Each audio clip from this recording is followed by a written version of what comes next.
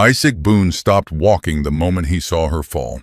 The wind was cutting down the San Pedro Valley, dry and sharp, carrying a thin scatter of snow that never should have been there.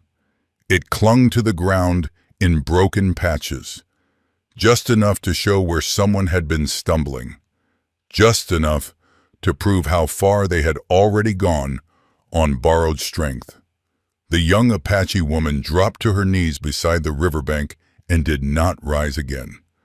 Isaac stood several paces away, his rifle heavy in his hands, his breath turning white in the cold. He had learned, years ago, that hesitation could kill a man just as surely as violence. He had also learned something worse, that stepping forward could cost more than walking away. The last time he chose to stay. His wife and child died while he guarded land that could not remember their names. This time, the land watched quietly as Isaac Boone made another choice.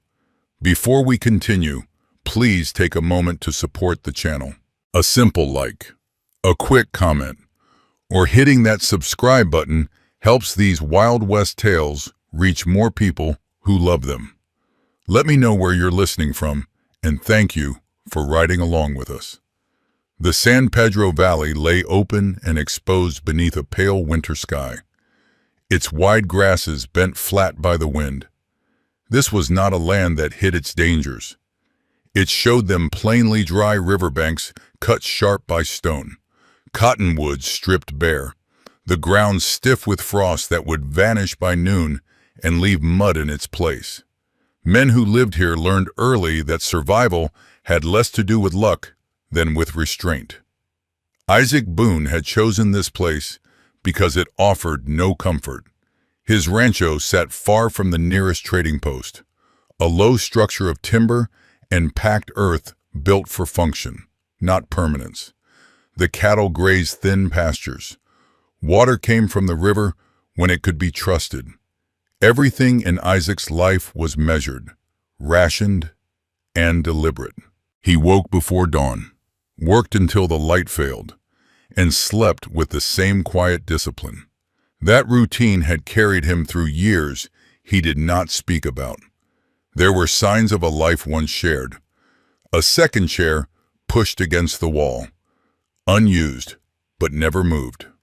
A child's wooden cup tucked into a corner shelf, too worn to throw away, too heavy with memory to touch. Isaac did not look at these things often, but he never pretended they were not there. The two women he carried back to the cabin did not fit into that carefully maintained stillness. The younger one, Nita, barely stirred as he laid her near the hearth. Her hair was dark and tangled, her skin drawn tight with cold, but her face held no softness, even half-conscious.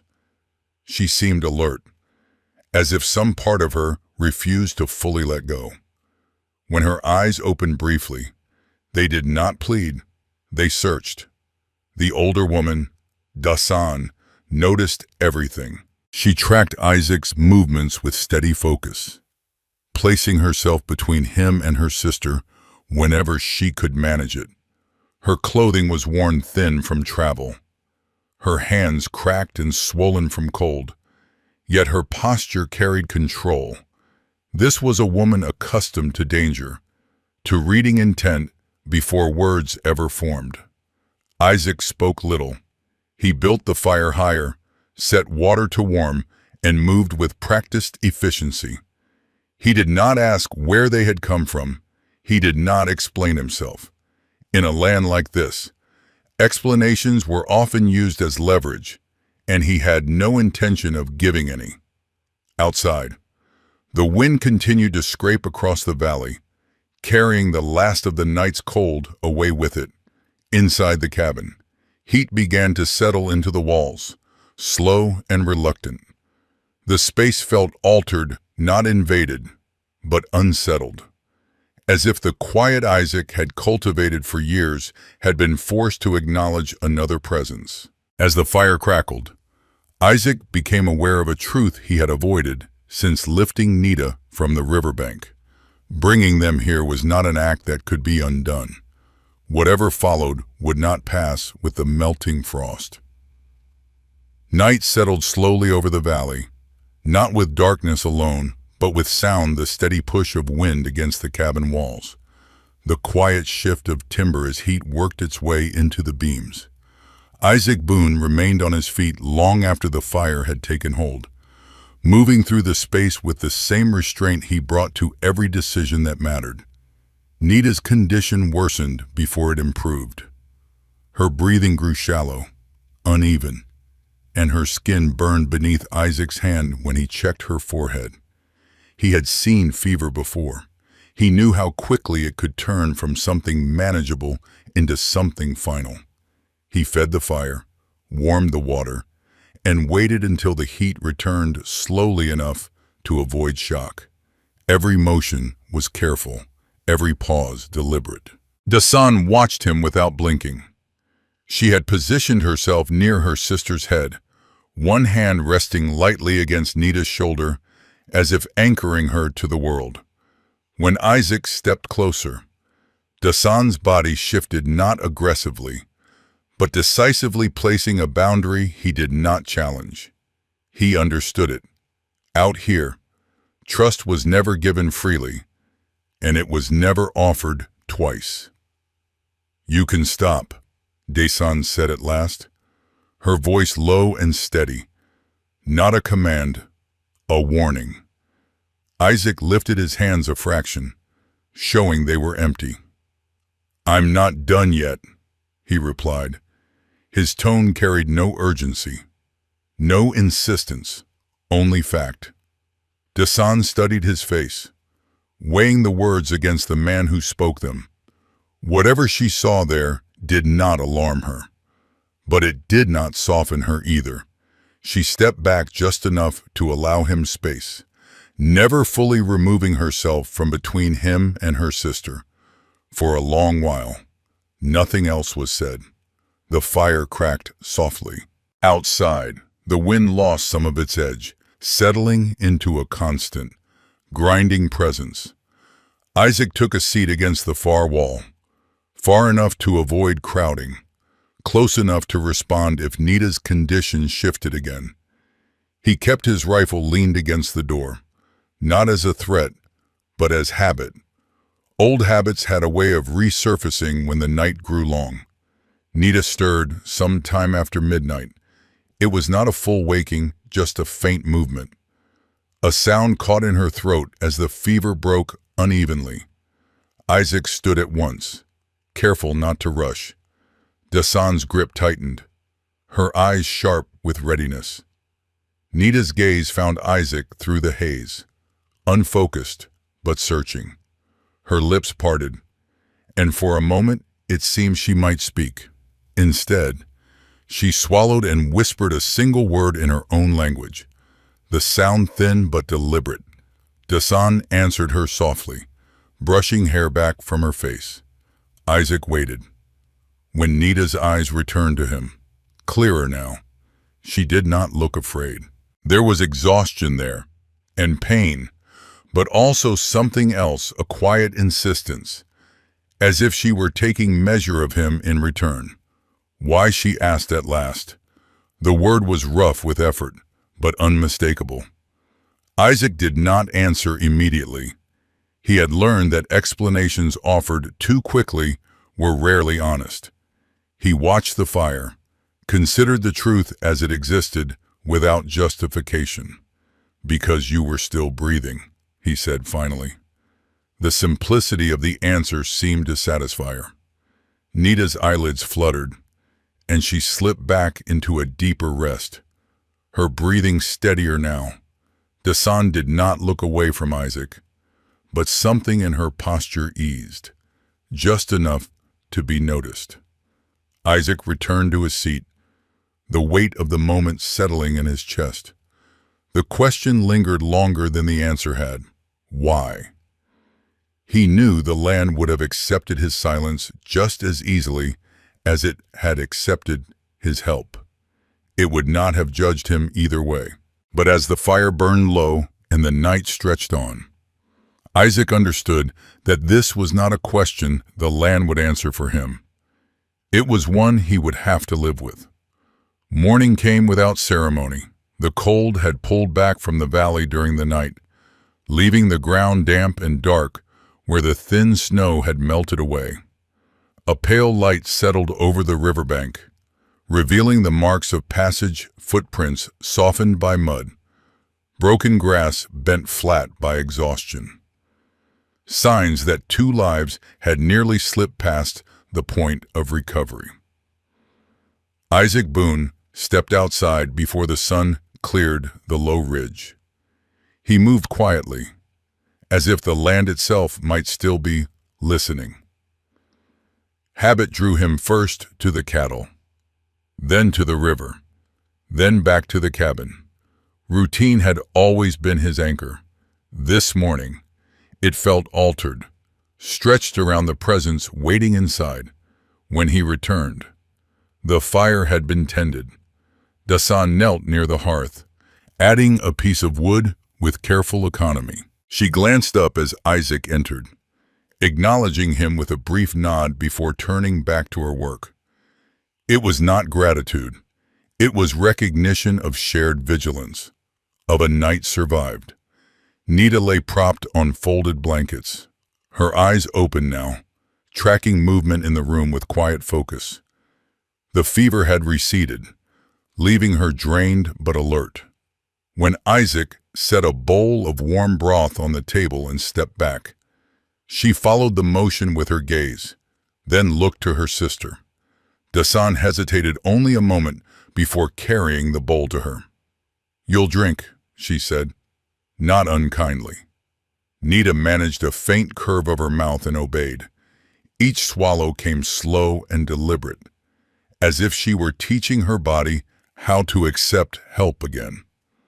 Isaac watched from a distance, careful not to intrude. He had learned, through hard experience, that recovery demanded patience more than force. The day passed without conversation. Isaac repaired a loose hinge on the door, sharpened a blade near the window, and split wood until his arms burned.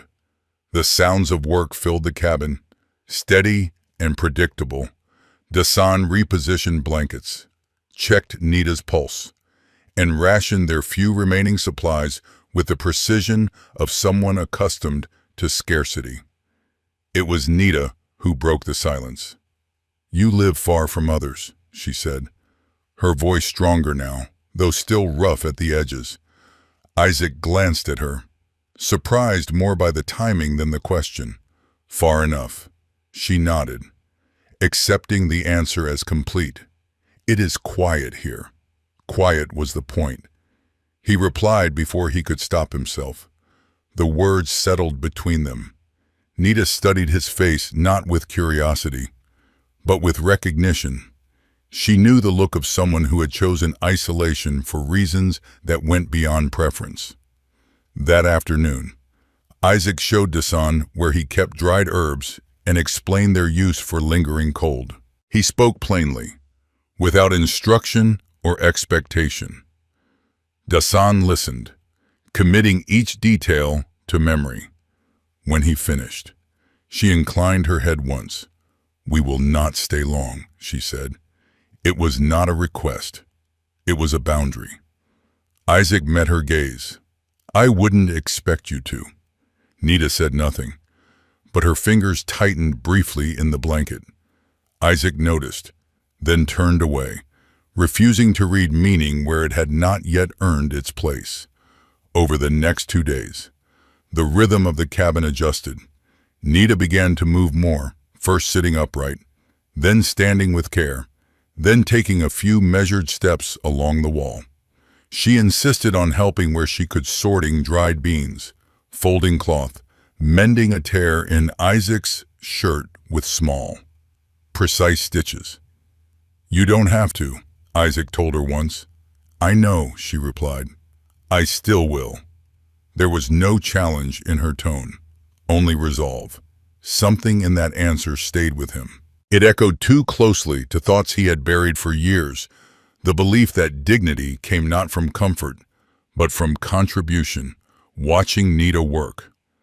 Isaac felt a faint, unfamiliar unease. It was the sense that the life he had narrowed for survival might be widening without his permission. One evening, as the light faded and the wind softened, Isaac and Nita found themselves alone near the table. Dasan had stepped outside to check the weather, her silhouette steady against the dying light. "You didn't answer my question," Nita said quietly. Isaac looked up. "Which one? Why you helped us?" He considered deflecting. Habit urged him to. But something in her patience, her willingness to wait rather than demand, made evasion feel dishonest. "I stayed once," he said at last, "when leaving would have been safer." Nita did not interrupt. "I told myself it was the right choice," he continued, his voice low. "By the time I knew it wasn't, there was nothing left to save." He stopped there. No names, no dates, no plea for absolution. Nita absorbed the words in silence. When she spoke, it was not to console him. "Staying is not always wrong," she said. "Leaving is not always safe." Isaac met her eyes.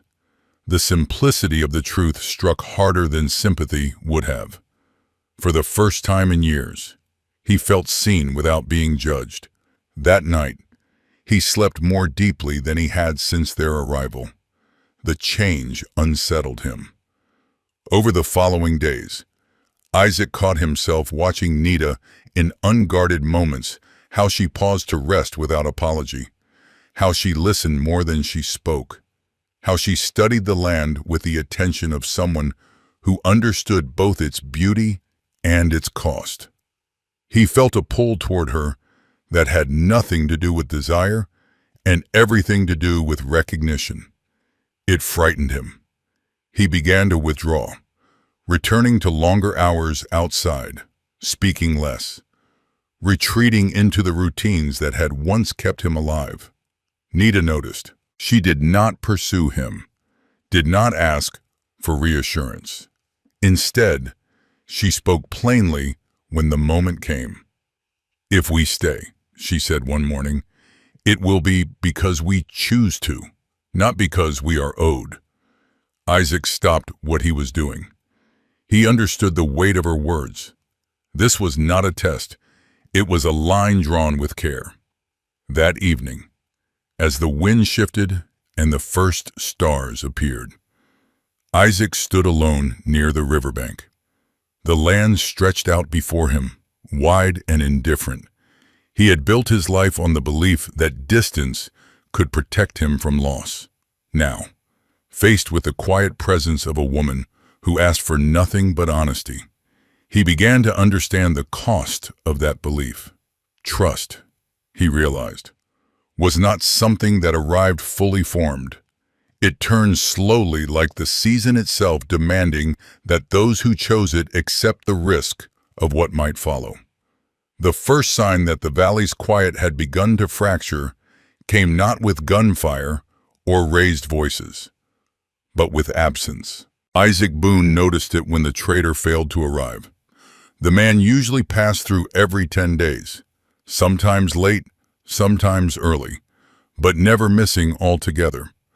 Isaac marked the days by habit more than need, yet when the trail remained empty beyond its margin of error, he understood what that meant. News traveled faster than horses in places like this. If someone had chosen to speak, the words would already be moving. He said nothing to Nita or Dasan at first. He repaired fence posts, checked the cattle, and kept his routines intact, as if order alone might hold the world in place.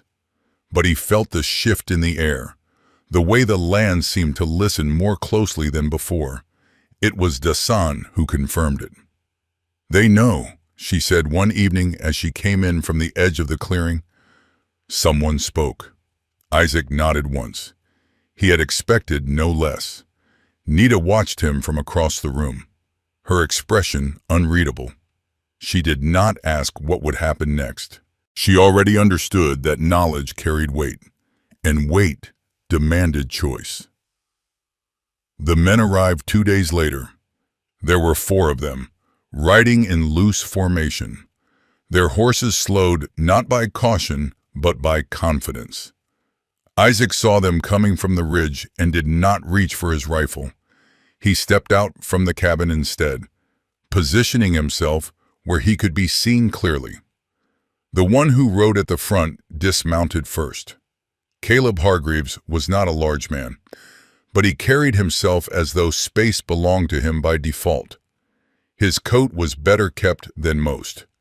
His boots polished just enough to signal authority without appearing vain. He smiled when he saw Isaac, a thin expression that never reached his eyes. "Boone," he said, as if they were old friends. "Didn't expect to find you entertaining guests." Isaac did not return the smile. "This is my land." "Is it?" Hargreaves replied lightly. "Depends who's asking." Behind Isaac, the cabin door opened. Dasan stepped out first, placing herself deliberately in view. Nita followed, slower, but no less steady. She stood at the threshold, her back straight, her gaze fixed forward. Hargreaves' smile faded. "There's talk," he said, his voice carrying easily in the open air. "Apache moving through the valley. Trouble following close behind. Folks are concerned." Dasan said nothing. She had already shifted her stance, angling herself so that she could reach Nita in a single step if needed. Isaac felt the familiar tightening in his chest, the instinct to de-escalate, to say as little as possible, to let things pass without drawing attention. It was the same instinct that had guided him for years. He ignored it. "They're not passing through," he said. "They're here because the cold nearly killed one of them." Hargreaves glanced at the men behind him, then back at Isaac. "You're taking responsibility." Then, "Yes." The word landed heavier than Isaac expected. Saying it aloud closed a door he could not reopen. Hargreaves studied him for a long moment. "You know how this looks." "I know what it is," Isaac replied. Silence stretched. The wind moved through the grass, carrying dust and the faint smell of water from the river. "We can't have trouble here," Hargreaves said at last. "If they leave quietly, no one needs to get involved." Dasan took a step forward. "We will leave if we must," she said evenly, "but not because we are told to disappear." Isaac felt the decision settle fully in his body then, like a weight shifting into place. "They stay," he said. "If there's a problem, it's mine." Hargreaves' eyes hardened. "You're choosing sides." Isaac shook his head. "I'm choosing responsibility." That was the moment everything changed. Hargreaves said no more. He mounted his horse and turned away, the others following without comment. But Isaac knew better than to mistake retreat for resolution. Men like Hargreaves did not let challenges stand unanswered. That night, Dasan packed, not in haste, not with fear, but with purpose. She laid out what little they carried, preparing for movement before it was forced upon them. Nita watched her sister in silence, then turned to Isaac. "If we go," she said, "it will not be because of them." Isaac met her gaze. He heard the unspoken truth beneath her words. Staying would require him to stand where he had always chosen to step aside. The following day, word reached Isaac that Hargreaves had taken men south, tracking signs that did not exist. He was determined to prove himself right, to justify the pressure he had applied. The land, indifferent as ever, did not bend to his certainty. The weather turned, not into snow, but into wind, hard, cutting, deceptive by nightfall. A rider arrived at the edge of Isaac's land, breathless and shaken. "Hargreaves is down," the man said. "Horse slipped near the cut rock. He's hurt bad." The rider looked at Isaac with something close to expectation. Isaac did not respond immediately.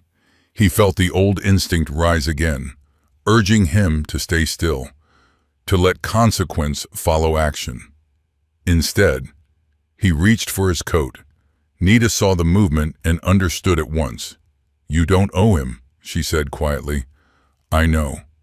Then why Isaac paused, the answer forming without effort. "Because I won't live by leaving things undone anymore." He rode out into the dark alone. Hargreaves lay where the land had claimed him, pinned, injured, furious at his own helplessness. Isaac worked without words, cutting, lifting, binding. He brought the man back alive, though not gently. By morning, the story had spread. Hargreaves survived, but he did not recover his standing. His lies surfaced. His recklessness was witnessed. The men who had followed him no longer spoke his name with respect. In a place where authority lived or died by trust, that was punishment enough. When Isaac returned to the cabin, Nita was waiting. He did not explain himself. He did not have to. The choice had already been made before the land, before the people, and before himself. And this time, he did not turn away. The valley settled slowly after the confrontation, as if the land itself needed time to absorb what had happened. The wind softened, no longer pressing its will against the grass. And the nights grew clearer, colder in a way that felt honest rather than threatening. Life returned to its ordinary rhythms, but nothing moved quite the same as before.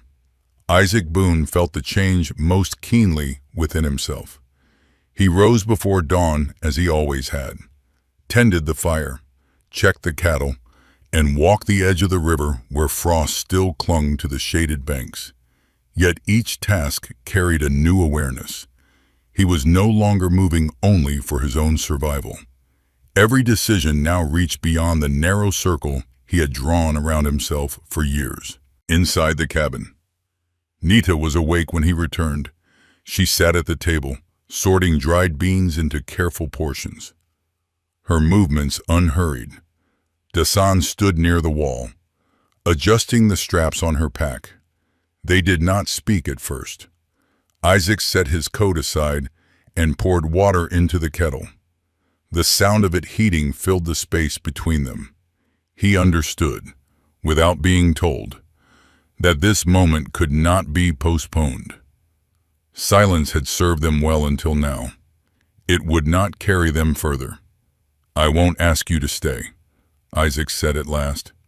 Nita looked up, her expression steady. She did not seem surprised. "I wouldn't stay if you did." The honesty of the exchange eased something tight in his chest. He nodded once. "If you remain here, it will be because you choose it, not because you need shelter, not because I feel responsible." Dasan's eyes flicked toward him, measuring the words with the same precision she had applied to every action since their arrival. Whatever she saw satisfied her enough to keep listening. "This land isn't easy," Isaac continued. "It doesn't forgive mistakes. And it doesn't promise safety, no matter how careful a man is." Nita folded her hands together. "Nothing worth choosing does." The answer carried no bravado. It was a statement of fact, born of experience rather than optimism. Dasan stepped forward then, her pack settled firmly on her shoulder. "I will not stay," she said, "not because this place is unsafe, because my work here is finished." Nita turned to her sister, concern flickering across her face before settling into understanding. "You don't have to go yet." "I do," Dasan replied gently. "You no longer need me to stand between you and the world." Isaac felt the weight of those words more than he expected. He had seen Dasan as a shield, a necessary presence that defined the balance within the cabin. Only now did he recognize what her leaving would signify. They shared a meal without ceremony. No toasts were offered, no promises spoken aloud.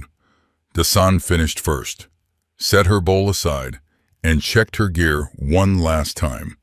When she reached the door, she paused. "You chose correctly," she said to Isaac, not as praise, but as acknowledgement. Then she turned and stepped out into the morning light. Nita watched from the doorway until her sister's figure disappeared into the low hills beyond the river. She did not cry. She stood quietly, breathing in the cold air, letting the separation settle into its proper shape. When she returned inside, Isaac was waiting. "I will stay," she said simply, but not as someone being kept. Isaac met her gaze. "I wouldn't have it any other way." They spent the rest of the day in deliberate work. Isaac showed Nita where he planned to expand the grazing area come spring. She asked questions, practical and precise, considering the long view rather than the immediate comfort. He found himself answering without reservation, explaining choices he had once made for no one but himself. That evening, as the light faded and the fire burned low, Isaac spoke again. "I don't know what this becomes," he said, "only that I won't walk away from it." Nita considered him carefully. "That's enough." The words carried weight not because they promised happiness, but because they accepted uncertainty without fear. Outside, the valley lay open and indifferent, unchanged by human decisions. Inside the cabin, something had shifted quietly, deliberately, and beyond reversal. For the first time since coming north, Isaac Boone did not feel as though he were standing alone against the land. He had not erased his past. He had not been forgiven for it.